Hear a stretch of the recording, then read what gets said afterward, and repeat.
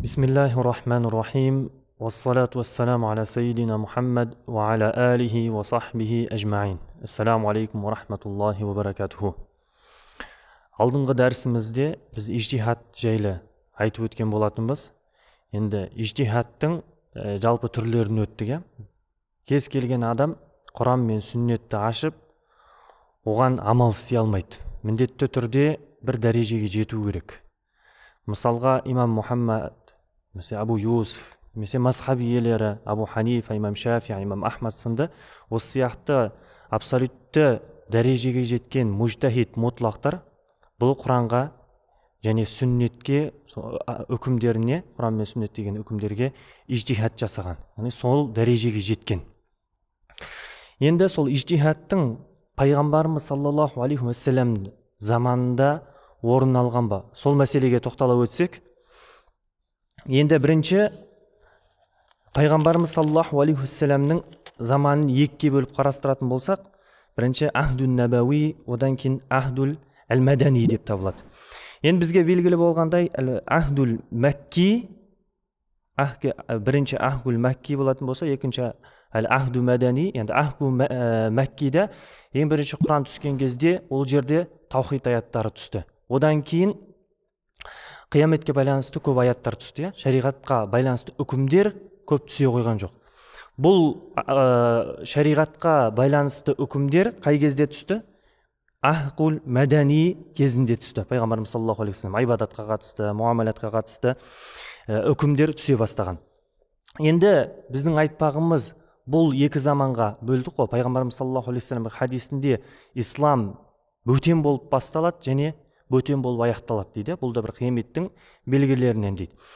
Енді бұл екі заманға бөлгендегі мақсат пайғамбарымыз саллаллаху алейхи вассаламның меккелік кезеңінде болған шариғаттағы үкімдер, одан Мәдине кезінде болған кеңінен алған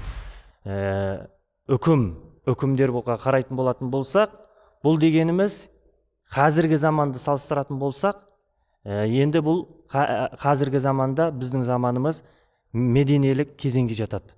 Өйткені біз мына хадиске сүйене отырып, пайғамбарымыз саллаллаху алейхи вассалам айтқандай, ислам бөтен болып басталды және бөтен болып бітеді дегенге қарасақ, бұл хадиске сүйене отырып, біз бұл нәрсені пайғамбарымыз меккелік кезең деп айтпаймыз, қазіргі кезеңді. Өйткені бүйтіп айтатын болатын болсақ, көптеген шариғатта келген үкімдерді біз жоққа шығарғанмен тең боламыз. Өйткені Аллах тағала Құран кәрімде не дейді? Әл-яума акмалту лакум динакум ва атмамту алейкум ниъмати. Пайғамбарымыз саллаллаху алейхи вассалам айтқанда, бүгін сендерге діндерімізді, не істедік, ислам дінін кемеліне жеткіздік деді. Осымен. Енді ешқандай да шариғат үкімдері пайғамбарымыз саллаллаху алейхи вассалам көрсетіп кеткендей, одан азайып немесе де көбейіп қалмайды. Өйткені бұл кезең, қазіргі біздің кезеңіміз мединелік кезең болып табылады. Енді мединелік кезеңге қарайтын болатын болсақ, пайғамбарымыз саллаллаху алейхи вассаламның ижтихад жасаған кездеріне қарасақ, пайғамбарымыз саллаллаху алейхи вассаламның ижтихаты ол неден болған? Барлығы неге барып тірелетін болды? Вахиға барып тірелген. Енді пайғамбарымыз саллаллаху алейхи вассаламның фиқи үкімдеріне қарасақ, мысалы екі кезеңге бөліп қарастыратын болсақ, пайғамбарымыз саллаллаху алейхи вассаламның кезінде ижтихад жасаған пайғамбарымыз саллаллаху алейхи вассалам өз заманда Құран түспей тұрып, бір мәселеге түспей тұрып, ижтихад жасағандығы, және пайғамбарымыз саллаллаху алейхи вассаламның қасындағы сахабалардың пайғамбарымыздың тірі кезінде ижтихад жасауы. Енді пайғамбарымыз саллаллаху алейхи вассаламның ижтихадын қарайтын болатын болсақ, бұл ижтихад неден бастау алады дедік? Бұл вахиден бастау алады. Өйткені бірінші пайғамбарымыз саллаллаху алейхи вассаламның ижтихаты ол үкімдерді таныстыру, одан кейін іс жүзінде, жаңағы исламның іс жүзінде атқару үкімдерді, одан кейін пайғамбарымыз саллаллаху алейхи вассалам өзінің тірі кезінде мужтахид мұтлақтарды тәрбиелеуі. Жалпы фуқахалар бір ауыздан пайғамбарымыз саллаллаху алейхи вассаламды мужтахид деп таныған, мужтахид деп білеміз. Және де пайғамбарымыз саллаллаху алейхи вассалам өзінің кезінде пайғамбарымыз саллаллаху алейхи вассалам ижтихад жасаған. Енді оған дәлелдеріне қарайтын болсақ, Құран кәрімде келгендей, афаллаху анка лима авинта. Енді сен рұқсат еткен нәрсеге біз кешірім жасадық деді. егер ол ижтихат жасамайтын болатын болса, бұл вахиден келетін болатын болса, Аллах тағала бұлай деп айтпайтын еді. Бұндай бір сөгіс жарияламайтын еді пайғамбарымыз саллаллаху алейхи вассаламға. Бірде пайғамбарымыз саллаллаху алейхи вассалам бір жорықтарда тұтқынға мүшриктерді ұстағаннан кейін Омар радиаллаху анху және Абу Бакр радиаллаху анхумен ақылдасады. Жаңа мүшриктерді тұтқынды жіберіп, оған салық аламыз ба, жібереміз де орнына ақша аламыз ба, әлде мүшриктерді өлтіреміз ба дегенде, Абу Бакрдың ойын сұраған кезде Абу Бакр радиаллаху анху одан салық салғанды құптайды. Сонда Омар радиаллаху анхудан сұраған кезде Омар радиаллаху анху не деп айтады? Жоқ, мен бұл жаңағы басшыларын, мүшриктің басшыларын өлтіруді қалар едім деп айтады. Пәленшені өлтіргенді, осыншаны өлтіргенді қалар едім деп айтқан кезде, пайғамбарымыз саллаллаху алейхи вассалам Абу Бакр радиаллаху анху айтқанның ойымен не шығарады? Үкім шығарады. Үкім шығарғаннан кейін Аллах тағала Құран кәрімде бұлай деп аят түсіреді. Ма кана ли набийин ан якуна лаху асра хатта юсхина фил ард. Енді пайғамбарымыз саллаллаху алейхи вассаламға айтып жатыр, ислам діні кеңінен таралып, бүкіл мемлекеттер алынғанша және ислам діні үстем болғанша бұл нәрсе істеген ісің бұл лайықсыз деп келеді пайғамбарымыз саллаллаху алейхи вассаламға. Осындай аят түседі. Енді бұл пайғамбарымыз саллаллаху алейхи вассалам бұл аят келмей тұрып Абу Бакрдың ойын сұрап, одан кейін Омар радиаллаху анхудың ойын сұрай отырып, Абу Бакрдың ойын таңдап не істеді? Ижтихат жасады. Ижтихат жасалғаннан кейін вахи түсіп, оның ижтихаты не істеді? Дұрысталды. Ендігі мәселе пайғамбарымыз саллаллаху алейхи вассаламның заманында, кезінде сахабалардың ижтихат жасауы. Бірінші, бізге алдында сабақта алғанымыздай, пайғамбарымыз саллаллаху алейхи вассаламның кезінде, пайғамбарымыз саллаллаху алейхи вассалам тірі кезінде және Мәдинеде ижтихат жасаған сахабалар болған. Құран мен сүннеттен сүйене отырып. Одан кейін пайғамбарымыз саллаллаху алейхи вассалам тірі кезінде Мәдинадан сырт жүрген сахабаларда не істеген? Ижтихат жасаған. Оған дәлел мысалға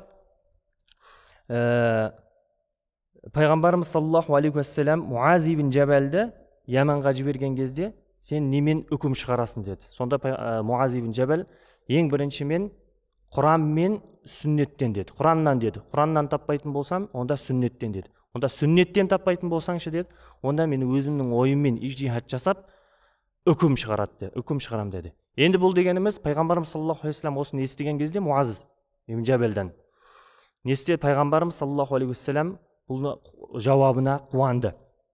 Енді бұл Муаз ибн Джабалдың радиаллаху анхудың айтқан себебі, өйткені пайғамбарымыз саллаллаху алейхи вассаламның бұл тәрбиесінде болған, қасында жүріп ілім алған, әбден пайғамбарымыз тәрбиелегеннен кейін барып бұл сөз шыққан.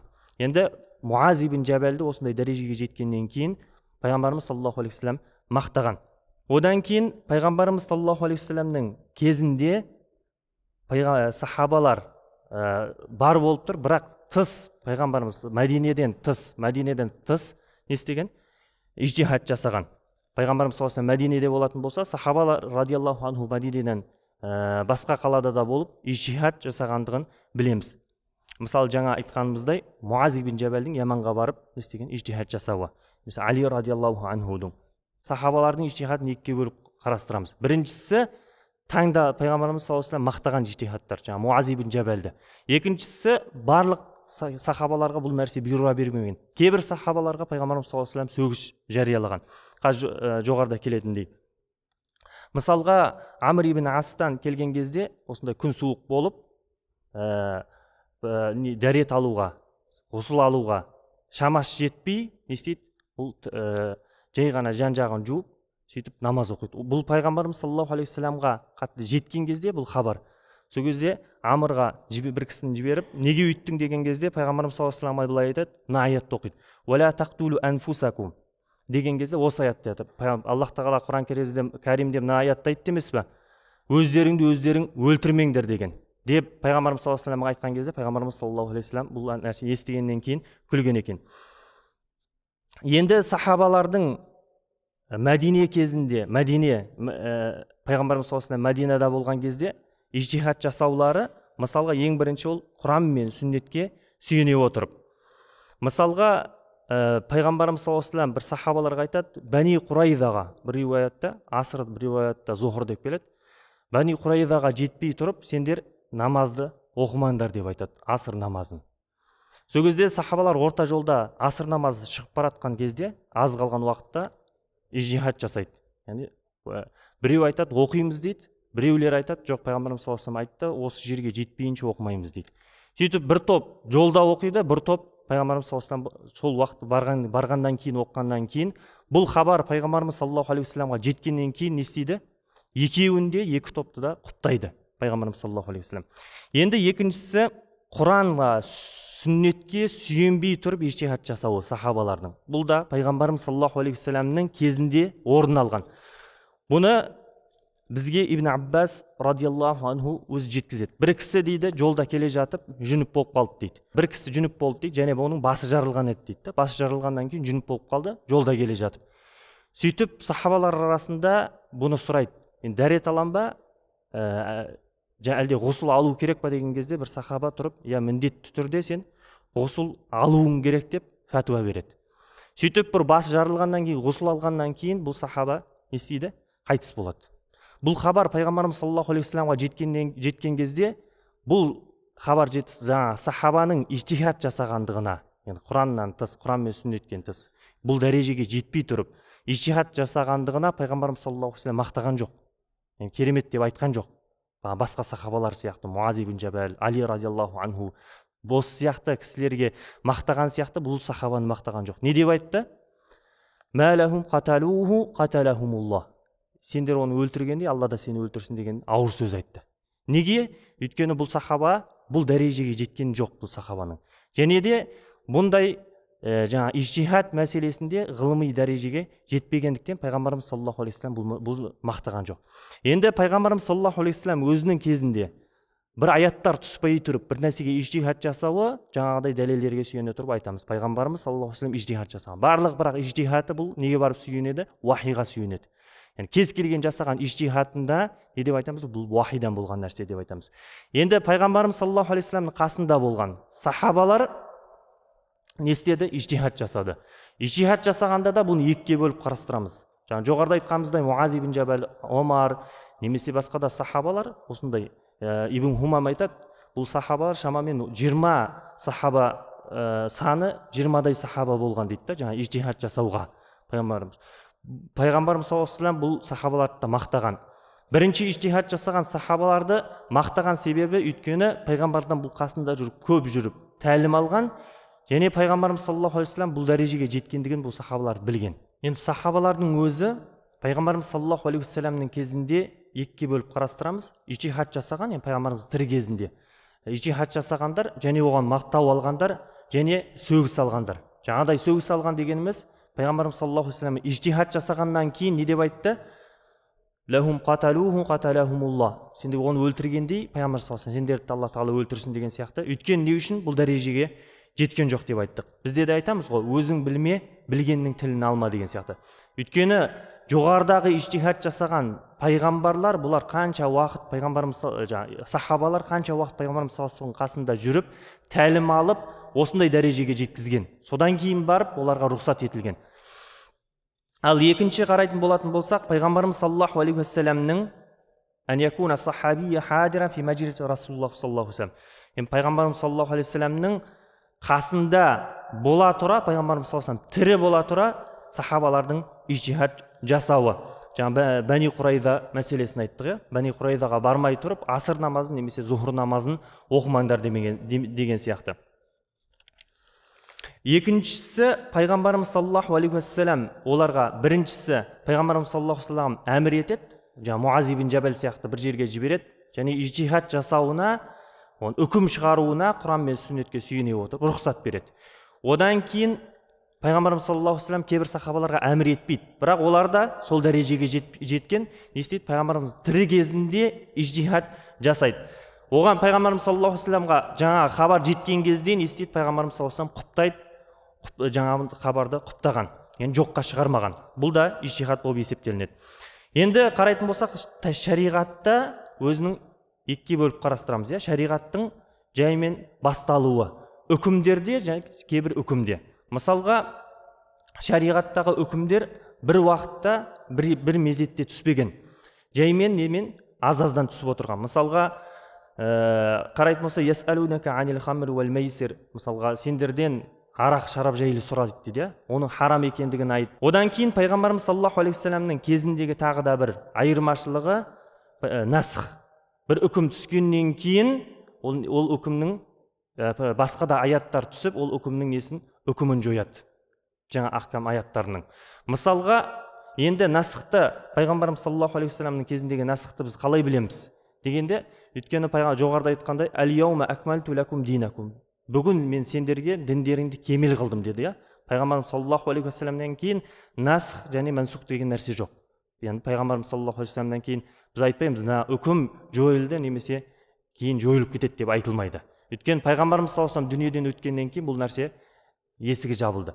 Бірақ қайсысы екендігін, қайсысы аят немесе қайсысы хадис бұл үкімі жойылған деген нәрсені біз кімге тастаймыз? Ғұламаларға тастаймыз. Қазірге дейін бізге ғұламалар белгілеп, шектеп береді. Мысалға, мына аят үкімі жойылды десе, басқа бір ғұламалар айтуын, бұл аяттың үкімі жойылған деген сияқты арасында талас тартыс бар. Бізге бірақ белгілеп, нақтысын белгілеп беретіндер кімдер? Ғұламалар екен. Одан кейін төртінші нәрсе, пайғамбарымыз Аллах тағаланың өзі Құран кәрімде бұл мужтахидтерге еру керектігін айтқан. Жаңа пайғамбарымыз саллаллаху алейхи вассаламның сүннетінен көретін болсақ, не деп айтты? Алейкум би суннати ва суннати хулафаир рашидин. Менің сүннетімнен бекем ұстаңдар. Одан кейін келетін басшылардан деді. Рет-ретімен келді. Хулафаир рашидин. Одан кейін келетін сахабалар. Жоғарыда айтқанымыздай, сахабалардың шамамен бұл ижтихад дәрежесінде жеткен 20-дай сахаба болған. Енді Аллах тағала Құран кәрімде фасалу ахла зикри ин кунтум ла та'ламун, білмесеңдер білім иелерінен сұраңдар деген. Пайғамбарымыз саллаллаху алейхи вассаламның да өмірінен көрдік. Мына менің сахабама еріңдер. Муаз ибн Жабал айтты, немен үкім шығарасын дегенде Құранмен, одан таппасаң сүннеттен, одан кейін таппайтын болатын болсаң өзімнің ижтихатыммен, өзімнің ойыммен не істеймін деді, үкім шығарам деді. Сол кезде пайғамбарымыз саллаллаху алейхи вассалам сол дәрежеге жеткеннен кейін не істеді? Муаз ибн Жабалды, Али радиаллаху анхуды мақтады. Имам Каусарида айтады, пайғамбарымыз саллаллаху алейхи вассалам өзінің заманында сахабаларды не істеген?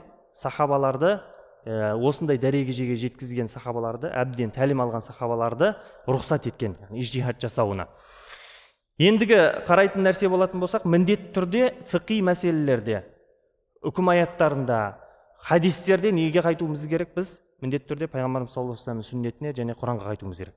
Енді мынандай нәрсе бар Құранда келгенде, фа ин таназаътум фи шайин фаруддуху илаллахи ва расулихи. Бір нәрседе сендер тартысатын болатын болсаңдар, неге тапсырыңдар дейді? Аллаға және оның елшісіне тапсырыңдар дейді. Енді бұл ижтихад деген мәселеге байланысты шығып отыр ғой. Неге Аллах тағала айтып отыр? Аллаға және оның елшісіне тапсырыңдар деді. Енді сізбен біз қарайтын болатын болсақ, үкім аяттарын қарайтын болатын болсақ, бұл тартпас кескінді үкім аяттарында ешқандай талас жоқ ғұламалар арасында. Бір нәрсенің харам екендігіне, зинаның харам екендігіне, адам өлтірудің харам екендігіне, арақтың харам екендігіне ешқандай не жоқ, талас тартыс жоқ. Бұл тартпас кескінді дәлелдердің өзін кім арқылы біліп жатырық біз? Ғұламалар арқылы біліп жатырық.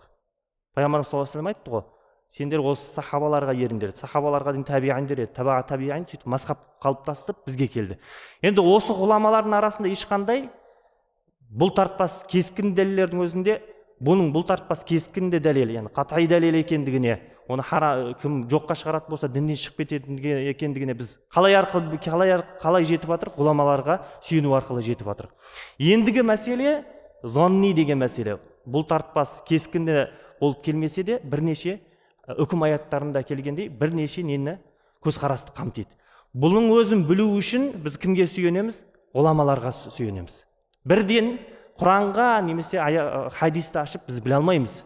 Кез келген адам мен Құраннан, сүннеттен айтам дегеннің өзі, ол міндетті түрде оны сізге тәпсірлейді, оны шарықтайды.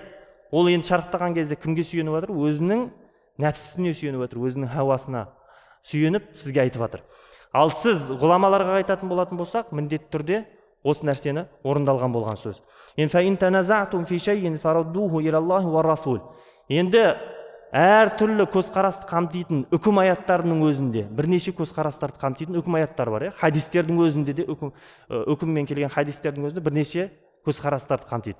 Бұларда біз кімге сүйенеміз? Ғұламаларға сүйенеміз. Оған дәлел енді Құранда анық айқын айтып тұр, енді ғұламаларға не істеу керек? Біз еру керек екенбіз. Не деп айтты? Ары қарай аятты оқитын болсақ, мысалы басқа сүреде «Вәләу руддуху иля расули ва улил амри минхум лаалимаху аллазина ястанбитуна минхум». Егер Аллаға және оның білім иелеріне сендер тапсыратын болатын болсаңдар, бұл мәселелерді білім иелеріне тапсыратын болатын болсаңдар, улил амри деген лаалимаху аллазина ястанбитуна. Енді оны истимбат жасайтындар, яғни үкім Құраннан, сүннеттен үкім шығаратындар, және ижтихад мәселесінде мужтахидтерді айтып жатыр. Сол дәрежеге жеткендер. Мужтахидтер кім? Мазхаб иелері. Осылар оның үкімін біледі дейді. Және сендерге оның үкімін айтады дейді. Бұл хадис Құраннан да біз нені біліп жатыр? Анық айқын біліп жатыр. Біз ғұламаларға еру керек екендігін.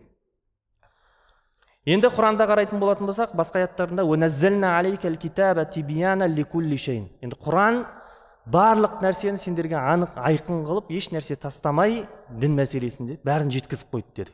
Енді барлық мәселені біз Құран мен сүннеттен таба аламыз ба? Жоғарыда басқа дәрістерімізде айтқандай, кейбір сүннетті алып қарайтын болатын болсақ, үкім аяттары 2000 немесе 3000 үкім хадистер келген, бізге жетіп келген сахих хадистер. Ал Құранда қарайтын болатын болсақ, 500-дей аят бар, үкім аяттары бар. Бірақ фиқтағы мәселелерді қарайтын болсақ, 5 миллион, 10 миллионға дейін жетуі мүмкін. Бұның барлығын ғұламалар қаяқтан алып жатыр? Хадиспен әрбір мәселеге, әрбір фиқта келген мәселеге Құран мен сүннеттен алып жатыр ма? Жоқ.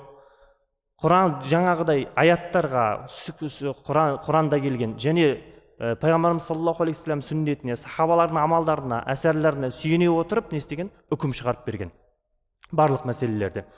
Енді тағы бір келетін нәрсе, бір шубханың мәселесі, Пайғамбарымыз саллаллаху алейхи вассаламның кезінде ізгілерде көп деген нәрселер, истилахтар болмаған дейді. Қандай истилахтар? Мысалға макрух деген біз айтамыз ғой, макрух танзихия, халалға жақын макрух, макрух тахримия, харамға жақын макрух болған, мустахаб амал деген сияқты мәселелер кеңінен айтылмаған тафсилан, егжей-тегжейлі деуі мүмкін. Өйткені біз Пайғамбарымыз саллаллаху алейхи вассаламның жүрген қасында сахабаларды қарайтын болсақ, мустахабқа біз қалай фарызға бекем болатын болсақ, оларда мустахаб амалына, жай ғана мустахаб амалына сондай біз фарызға бекем болғандай бекем болатын болған. Еш нәрсені тастамайтын болған. Өйткені әрбір ғасырдың өзінің несі бар? Мусталахтар бар. Бұл мусталахтардың шығуы фиқтағы жаңағы мустахаб, макрух деген сияқты нәрселердің шығуы, бұл нәрселердің бір несі фасадуз заман, заманның бұзылуы. Одан кейін қиллату амал ва кафрат суал, амалдың азаюы. Одан кейін сұрақтардың көбеюі, әрбір заман дамыған сайын әртүрлі сұрақтардың көбеюі. Одан кейін екіншіден хифзан ли улумиддин. Өйткені ислам діні кеңінен таралғаннан кейін бұл исламды сақтап қалу мақсатында осындай истилахтар, терминдер шыққан. Ва тасгилан алал мутааллимин. Және біз үйрену үшін, бізге жеңіл болу үшін бұлар не істеген.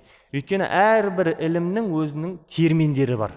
Мысалға, Құран Пайғамбарымыз саллаллаху алейхи вассаламның кезінде жинақталмаған. Осман радиаллаху анху халифа болып тұрған кезде жинақталды. Одан кейін уақыт өте келе не істеді? Оған харекеттер қойыла бастады. Сол сияқты да фиқ ілімінде кейбір истилахтар не істеді? Шықты. Бұның барлығы ненің аясында болып жатыр? Құран мен сүннеттің аясында болып жатқан нәрселер. Енді біз қарайтын болатын болсақ, жоғарғыдай әрбір нәрсенің міндетті түрде біз فَإِنْ تَنَزَعْتُمْ فِي شَيْءٍ فَرُدُّوهُ إِلَى اللَّهِ وَرَسُولِهِ дейді Аллах Тағала. Бір нәрсені таласатын болатын болсаң, Аллаға және оның елшісіне қалдырыңдар деді. Енді Алла елшісіне қалдырыңдар. Одан кейін аятта, егер сендер ілім иелеріне қалдыратын болсаңдар, Аллаға қалдыратын болатын болсаңдар, олар білет, үкімді білет дейді. Сіздерге шығарып береді және фәтуасын береді деп жатыр. Кімді же айтып жатыр? Мужтахидтерді айтып жатыр. Сол себепті де Суфиян Уяйна былай дейді: «Әл-хадису мадиллатун иллал фуқаха». Хадис дегеніміз бұл адастырушы дейді. Пайғамбарымыз саллаллаху алейхи вассаламның сүннетін айтып жатыр. Адастырушы тек қана кімдерді дейді? Тек қана фақихтерді ғана. Фақихтерден басқасын адастырушы дейді. Өйткені сіз кез келген Құранды ашып, немесе пайғамбарымыз саллаллаху алейхи вассаламның хадисін ашып тікелей амал істеуге болмайды. Бұдан бір ауыздан ғұламалар келіскен. Өйткені сіз Құранды ашқан бір аятқа амал істейтін болсаңыз, ол аяттың үкімі жойылуы мүмкін. Хадиске амал істейтін болсаңыз, ол хадистің ар жағында 10 хадис оған қарама-қайшы келуі мүмкін. Немесе бір хадис бір хадиске қарама-қайшы келуі мүмкін сыртқы бейнеде. Сіз оны білмейсіз, оны кімдер сіздерге шығарып беретін, түсіндіріп беретін, қайсысы дұрыс, қайсысы бұрыс екендігін бұл фуқахалар және сондай дәрежеге жеткендер. Бұл мазхаб иелері сол дәрежеге жеткен. Пайғамбарымыз саллаллаху алейхи вассаламның мақтап кеткен ғасырларында өмір сүрген мазхаб иелері сол дәрежеге жеткен, бізге үкімдерді солай жеткізген. Жеткеннен ұрпақтан ұрпаққа жеткен, ұрпақтан ұрпаққа да оны адамдар арасы емес, ғұламалар арқылы бізге үзілмей жетіп отқан. Өйткені имам Шафиғи былай дейді: «Ла на'ламу ахада ми ахли амсар арафа хадисан ва тарака фи мас'ала». Имам Шафиғи мен ешқандай бір ғұлама, ғалымды мысалы халалар арасында білмеймін дейді. Бір хадис оған жете тұра, оған амал істемей тастап, бір мәселемен амал істеп кеткен мен адамды білмеймін дейді имам Шафиғи. Өйткені Абу Ханифа болсын, имам Малик болсын, имам Шафиғи болсын, кез келген сөз келген кезде оны тастап, хадис келген кезде хадисті тастап, бір сөзге амал істеуі ол мүмкін емес нәрсе. Өйткені ол үлкен сондай дәрежеге жеткен сәләфи салихиндерден. Ал кімде кім солай жасайтын болатын болса, бізге де белгілі болғандай бұның хадисі алынбайды. Бұл фасих адам болады. Құдай сақтасын, бізге жеткізген пайғамбарымыз саллаллаху алейхи вассаламның хадисін және үкім аяттарын медресе болып, мектеп болып қалыптасқан бұл мазхабтар бізге осылай болып келіп жеткен. Тіпті имам Хатиб әл-Бағдади ең алғаш мұсталах хадис, истилах дейміз, мұсталах хадисін жинақтаған Хатиб Бағдадидің өзін қарайтын болатын болсақ, имам Байхақиді қарайтын болсақ, имам Тахауидің өзін қарайтын болатын болсақ, имам Тахауи. Осылардың барлығы Ибн Салахты қарайтын болатын болсақ, мысалы, одан кейін көбіне Ибн Хатибтан кейін келіп, барлық мұсталах хадистер жинаған бізге Ибн Салах. Хадис ілімінің майталмандары ешқандай бір мазхабтан шыққан емес. Барлығы ғұламаларды қарайтын болсақ, мазхаб ұстанған және телінген. Имам Тахауидің өзі де мазхабтан шықпаған. Оған белгілі имам Абу Юсуф ең бірінші ислам мемлекетінде қади болған. Одан кейін имам Мухаммад бізге осы нәрсені жеткізген кітаптар болып қалыптастырып, Зохир риуаяны жеткізген имам Мухаммад. Имам Маликтен барып тәлім алған имам Мухаммад. Имам Шафиғи, имам Мухаммадтың шәкірті имам Шафиғи. Осылардың барлығы имам Мухаммад, Абу Юсуф, Ибн Салах болатын болсын, имам Хатиб Бағдади болатын болсын, Әл-Байхақи болатын болсын, имам Тахауи болатын болсын, барлығы хадис не істеген? Бір мазхабқа телінген және осы бір мазхабтың аясында үкім шығарған. Өйткені олар білген бұл мазхаб бізге қалай жеткендігін және қалай қалыптасқандығын. Сен бір мазхаб ұстанатын болатын болсаң, нағыз сен пайғамбарымыз саллаллаху алейхи вассаламның және Құранда келгендей Аллах тағала айтқандай соған амал жасап жатқандардың бірісің. Өйткені біз айтамыз, кез келген адам міндетті түрде ол телінеді және бір мазхабқа ереді дейміз. Мазхабқа ермейтін болатын болса, ол не істейді? Бір адамға ереді. Енді өзіңіз ойлап қараңыз.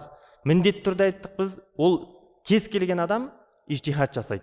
Құран мен сүннеттен өзінің пікірін сала тұра сізге шарықтап береді. Одан кейін кез келген адам бір нәрсеге біреудің артынан ереді және бір мазхабқа телінеді. Ал сіз бір ханафи мазхабын телініп, ханафи мазхабына еретін болатын болсаңыз, сіз жаңағыдай салафи салихиндердің, ізгілердің және сахабалардың пайғамбарымыз саллаллаху алейхи вассаламның сүннетіне амал істеген болып табыласыз. Ал басқа пәленше түгеншеге жаңағыдай Құран мен сүннеттен енді ерем немесе соған жүрем деп, немесе Құран мен сүннетке ғана жүру керек, мазхабқа телінбейді дейтін болса, ол да міндетті түрде біреудің көзқарасына сүйенеді және біреуге ереді. Мүмкін емес ешқандай адам ижтихад жасауы және біреуге телінбеуі. Енді екеуін салыстырып қарайық. Кім жаңағы сәләфи салихиндерге, ізгілерге ерген абзал ма, немесе жекешеленіп Құран мен сүннетке амал жасаймын тікелей деп, өзінің ойымен, өзінің нәпсісіне жаңа сүйене отырып амал жасағаны, сізге шарықтап бергені, соған ерген абзал ма? Міндетті түрде біз түсінікті бізге болғандай, бұл ханафи мазхабына ергеніміз, бір мазхабқа, төрт мазхабтың біреуіне еріп, оған телінгеніміз бұл абзал. сонда ғана біз пайғамбарымыз саллаллаху алейхи вассаламның сүннетін және құранда келген Аллах тағала айтқандай соған біз еріп соған амал істеген болып табыламыз. Сахабалардың ижтихатына тоқталатын болсақ, ең бірінші сахабаларға мынандай нәрселер болады. Сахабалардың кезінде көптеген бізге Мусаннаф Абдур-Разақ, Мусаннаф Аби Шайба, солардың кітаптары мысалы хадистерде келетін болса, көптеген бізге фиқи мәселелер келіп жеткен. Және де нусусу кафира варида анхум радиаллаху анхум фи ижтихадихим би истимали раихим фи истинбат. Көптеген мәселелерде Құран мен сүннетке сүйене тұрып, сахабалар ижтихаттары бізге жеткен. Мысалға, Омар радиаллаху анхудың Аби Муса әл-Ашхариге жазған хатында былай деп айтады: «Әл-фахму әл-фахм» деп. Енді сен Құран мен сүннетте келмеген мәселелерге, Құранға, сүннетке сүйене отырып, есте дейді, ижтихат жаса дейді. Соған ұқсайтын нәрселерге қияс жасай отырып, ижтихат жаса дейді.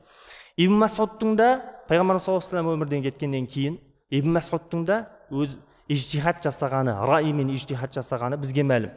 Бірде Ибн Масуд былай деп айтады: бір кісі, бір әйел, «Анна ражулан тазавважа имраатан фалам юфрат лаха». Бір әйел бір кісіге үйленгеннен кейін оның мәһірі үйленген кезінде белгіленбейді. Белгіленбегеннен кейін Ибн Масудтан осы мәселе сұралған кезде Ибн Масуд не деп айтады? Онда оның мәһірін қалай өлшейміз? Қанша ақша береді деген кезде, оның сіңілілеріне, әпкелеріне қарай отырып, қанша сіңілілері, әпкелері, туыстары қанша мәһір алатын болатын болса, онда сонша мәһірін бересін деп айтады. Сонда бір сахаба әл-Ашжаи деген сахаба тұрып, мен де пайғамбарымыз саллаллаху алейхи вассаламның бір хадисін білем, мен де осылай пайғамбарымыз саллаллаху алейхи вассалам бір кісіге үкім бергенін естідім деп кімнің Абдулла ибн Масудтың сөзін қуаттайды. Сол кезде Абдулла ибн Масуд не істейді? Қуанады. Оның алдында не деп айтқан? Бұл үкімді шығарған кезде, бұл үкім Құранда хадистен Ибн Масуд тапқан жоқ. Таппағаннан кейін не дейді? Өзінің сіңілдеріне, өзінің әпкелеріне, жақындары қанша мәһір алатын болатын болса, қанша ақша алатын болса, сол әйелге соншақты ақша төленеді деп айтады. Мәһірі сонша төленеді деді. Одан айтып болғаннан кейін былай дейді: егер мен бұл нәрсені нақты дұрыс айтатын болатын болсам, бұл Алладан дейді. Егер мен қателесетін болсам, бұл меннен дейді. Сол кезде жаңа Аш-Шаи тұрып не дейді? Сен бұл мәселеде дұрыс айттың деп, пайғамбарымыз саллаллаху алейхи вассаламның мен хадисін білем, пайғамбарымыз саллаллаху алейхи вассалам мен куә болғам, өстіп пәтуа шығарғанына деген кезде Ибн Масуд радиаллаху анху естіген, қуанған. Бұл пайғамбарымыз саллаллаху алейхи вассаламның дүние салғаннан кейін болып жатқан сахабалардың арасындағы немеле ижтихаттар.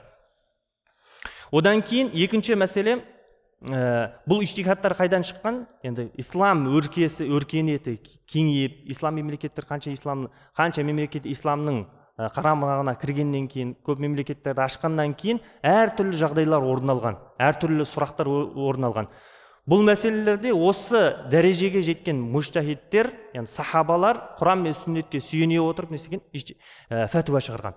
Және де тақлидухум ли'а'ламу аслах фихим ижтихада бихи минал масаил. Бұл біз нәрседе ижтихат жасаған сахабалардың ең білімділеріне, ең жоғары білімде жоғары болғандығына пайғамбарымыз саллаллаху алейхи вассалам айтып кеткен сахабаларға ергендігін естиміз, білеміз. Пайғамбарымыз саллаллаху алейхи вассалам хадисте жоғарыда айтқанымыздай, мен хулафа рашидиндерге еріңдер, менен кейін хулафа келетін рашидиндерге, халифа болатын сахабаларға еріңдер деп айтты. Одан кейін Муаз ибн Джабалды мақтады, Али радиаллаху анхуды, басқа да сахабаларды мақтады. Сол сахабаларға бірінші еру керек екенін біз білеміз. Одан кейін Хаддан Наби саллаллаху алейхи вассалам аля мулазамати тариқати хулафаи ва фахмихим. Жаңа жоғарыда айтқандай, хулафа рашидиндердің түсініктеріне, олардың ижтихаттарына, шығарған фәтуаларына не істеу? Еру керектігін пайғамбарымыз саллаллаху алейхи вассалам айтқан еді. Және де Шаъбиден жетеді: «Анна Омара катаба иля Шурайх иза жаака шайун фи китабилла фақди бихи». Егер Құран кәрімде келетін болатын болса, сол Құран кәрімде келген үкіммен шығар дейді. Одан таппасаң, сүннетте келгенмен, одан кейін таппасаң, фанзур фи сунна, таппайтын боласың, фа ин кана амру лайса фи китабилла ва лам якун фи суннати расулилла фанзур ма ажма алейхи нас. Құранда, сүннетте таппайтын болсаң, Омар радиаллаху айтып жатыр, сендер бір ауыздан келіскен ғұламалардың көзқарасына қараңдар дейді. Жаңа сахабаларды айтып жатыр ғой. Егер және де үшінші хирсухум аля ижтихад фима жадда мин масаил лиман кана ахла лизалик. Одан кейін және де не істеген? Ижтихад жасауда кейбір келген мәселелерде жоғарғы келген сахабаларға ижтихад жасау. Мысалға Ибн Мас'уд радиаллаху анху мен өзі былай деп айтады: мен бір нәрседе ижтихад жасайтын болатын болсам, Құранда, сүннетте келген жоқ, иә. Ижтихад жасайтын болсам, менің ижтихадым Омар радиаллаху анху мен ижтихадымен бірдей келіп қалатын болса, яғни Омар радиаллаху анхудың ижтихады басқа, жасаған үкімі, шығарған үкімі басқа, менің шығарған үкімім басқа дейді, иә. Мен сол кезде не істеймін дейді? Мен өзімдікін тастап, Омар радиаллаху анхудың шығарған ижтихадына, шығарған үкімін алатын едім дейді. Бұны неден байқаймыз бұны? Және пайғамбарымыз саллаллаху алейхи вассалам жоғарыда айтқандай, және сахабалар арасында да бірдей келіп қалатын болса, жоғары білімі жоғары, ижтихад дәрежесі жоғары сахабалардың сөздері алынатын болған. Омар радиаллаху анху мынандай сөзі бар: "Иякум ва асхабур раи, фа иннакум а'даус сунан." Омар радиаллаху анху айтады: тек қана жаңағыдай өзінің пікіріне, ешқандай бір қағидаға сүйенбей, немесе Құранға, сүннетке сүйенбей, өз пікірімен неден сақтандырған, өйтіп фәтуа беруден сақтандырған. Бұл не? Бұл Құран сүннеттің жауы деп айтқан. Және де бұған Али радиаллаху анху мынандай сөзі бар: "Лау кана ад-дину бир-раи, лакана асфалул хуф аула бил-масхи мин а'лаху." Егер дін, ислам діні оймен, кез келген раймен, оймен, өз пікірмен фәтуа беретін болған кезде, мен мынандай деп фәтуа беретін едім дейді: мәсіхтің үстіне емес, астына мәсіх тартуға мен фәтуа беретін едім дейді. Неге? Өйткені мәсіхтің үсті кір болмайды, оның асты кір болады деді. Ал біз сүннетте келгендей білетініміздей, біз не істейміз? Мәсіхтің үстіне мәсіх тартамыз. Енді бұл Али радиаллаху анхудың, Ибн Мас'удтың, Омар радиаллаху анхудың не айтып жатыр? Тек қана бұндай дәрежеге жетпей, одан шарттар табылмастан, өзінің ойына сүйене отырып пәтуа беруі, немесе өз ойымен Құраннан, сүннеттен аша салып пәтуа беруі, бұл қандай үлкен қателік болатындығын айтып жатыр. Одан кейін төртінші мәселе: хирсухум алал мушаварати фил ахкам шар'iyya. Анна Аба Бакр كان إذا نزل به أمر يريد فيه مشاورة أهل الرأي والفقه دعا رجالا من المهاجرين والأنصار. Енді бұл сахабалардың арасында қалыптасқан бір үрдіс еді. Бұл мазхабилеріне де келіп жеткен. Мысалға, Абу Бакр бір нәрседе үкім шығаратын кезде, сахабалар жинап алып, не істейін, ақылдасып барып, үкім шығаратын болған. Не деп жатыр? Ансарлықтардан және мухажирлерден болған сахабаларды өздеріне қасына шақырып, олардан кім еді дейді? Кім бар еді дейді? Омар, Осман ва Али, ва Абдуррахман ибн Ауф, ва Муаз ибн Джабал, ва Убай ибн Кааб, ва Зейд ибн Сабит. Сөйтіп, осылардың көзқарастарына сүйене отырып, не істейтін еді? Абу Бакр радиаллаху анху ақылдасып отырып, бір үкім шығаратын еді.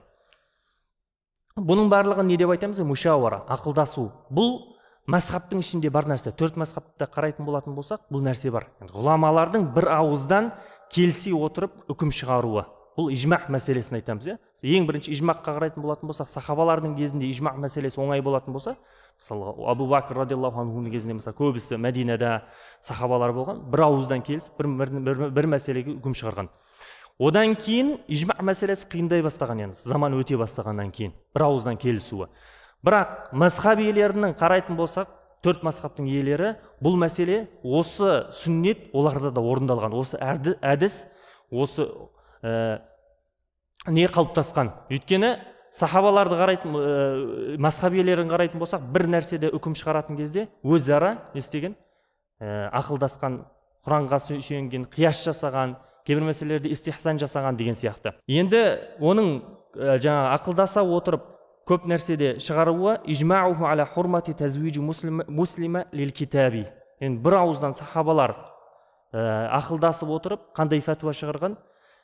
Мұсылман әйел, жаңа мұсылман емес еркекке үйленуге болмайды. Мұсылман емес болғанда жаңағыдай христиан дініндегі ер адамға үйленуге болмайтындығын бір ауыздан келіскен. Және де тазаввужул муслим ли китабия, яғни мұсылман адам христиан дінде әйел кісі болатын болса, оны үйленуіне не істеген? Bir ауыздан келіскен. وَإِجْمَعُهُمْ عَلَى جَمْعِ الْقُرْآنِ فِي الْمَصَاحِبِ. Және сахабалардың өзі бір ауыздан мұсхафтың, Осман радиаллаху анху кезінде Құранның кітап болып жазылуына бір ауыздан келіскен. Сөйтіп фәтуа берілген. Одан кейін барып бұл Құран бір кітап болып жиналған. Одан кейін сахабалар арасындағы, біз ижмақты айттық қой, сахабалар арасындағы әр нәрседе ихтилаф нәрселер болған. Ижтихад мәселесінде ихтилаф болған. Енді пайғамбарымыз саллаллаху алейхи вассаламның ижтихаты біз неге? Вахиға сүйене отырып ижтихад жасаған. Өз замандас кезінде, замандас болған мужтахидтер ижтихад жасайтын болса, оның ижтихадын алу ләзім болып есептелмейді. Мысалға, біз енді бұл мәселені пайғамбарымыз саллаллаху алейхи вассаламның ижтихадын айта алмаймыз. Пайғамбарымыз саллаллаху алейхи вассалам айттық қой жоғарыда, кейбір мәселелерде ижтихад жасаған, оның өзі вахиға сүйене отырып дедік. Енді пайғамбарымыз саллаллаху алейхи вассалам ижтихад жасады, мына мәселеде ижтихад жасады, енді пайғамбарымыздың мына сөзін алмаймыз деп айта алмаймыз. Не үшін? Өйткені барлық ижтихад ол вахиға сүйенген. Ал одан кейін келген сахабалар өзінің замандастарына, немесе табииндер өз замандастарында бірдей дәрежеге жеткен, оның шарттары табылған, ижтихад жасайтын болатын болса, бір-бірінің ижтихаты бір-біріне ләзім болып есептелмеген. Мысалға, ихтилафул байнахум фи касир масаил фиқхия дуна инкари минхум. Енді сахабалар арасындағы кейбір мәселелерде ижтихадта бір хилаф туған. Енді көзқарастар болған, әртүрлі көзқарастар болған. Біреу мына нәрсені дұрыс дейтін болса, жоқ, біреу мына нәрсені дұрыс деген сияқты. Мысалға, захаба хулафа арбаға, 4 хулафа, Омар, Осман, Али радиаллаху анху, не істеген? Және Ибн Мас'уд илал қаул жауаз музараға, ва захаб ибн Аббас иля адаму жауазиха. Осы кісілер музараға дегеніміз, біреу егетін болатын болса, біреу су әке болған су құю, соны жалдап су құю. Осы мәселені, осыны дұрыс дейтін болатын болса, Ибн Аббас не деген? Оны дұрыс емес деп айтқан. Ва захаб Омар ва Муауия иля уқуат талақ сакран. Муауия мен Омар радиаллаху анху, егер біреу мас күйінде талақ берсе, оның талағы не істейді деген? Түседі деген. Талағы түседі деген. Ва захаб Усман иля адаму уқиа. Осман радиаллаху анху болса, бұл не деген? Қандай фәтуа берген? Бұл талақ түспейді деген. Егер мас күйінде талақ беретін болатын болса. Бұны нені білеміз енді? Сахабалар арасында да ижтихадтар болған, әртүрлі көзқарастар болған. Иншалла ендігі дәрісімізде ары қарай жалғастырамыз. Алхамдулиллахи раббил аламин.